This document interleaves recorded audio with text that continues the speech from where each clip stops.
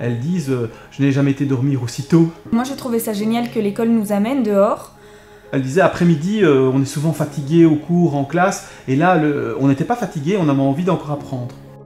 Depuis 3 ans maintenant, nos futures institutrices bénéficient d'une parenthèse nature pendant leur formation.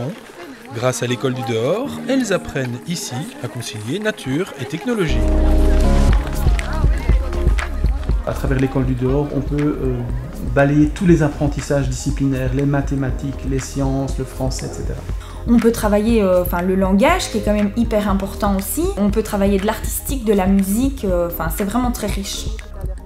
Sans compter d'autres compétences moins visibles en classe, comme l'entraide, l'autonomie ou encore le dépassement et l'estime de soi. Née au Danemark dans les années 60, l'école du dehors trouve un prolongement à la HERS dans une formule mêlant activité numérique et naturelle.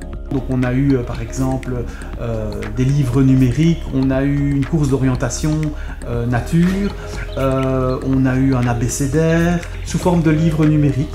On a parfois des petits clips vidéo, des chansons, et on voit qu'elles ont pris le meilleur de la nature, entre guillemets, et elles ont pu le capturer. Je reviens sur cette œuvre du land art. Le land art, c'est très éphémère, on fait une œuvre artistique, mais s'il y a du vent, des gens qui passent, on a perdu l'œuvre. Donc l'apport des médias va permettre de capturer et de pouvoir revenir en classe avec ce matériel.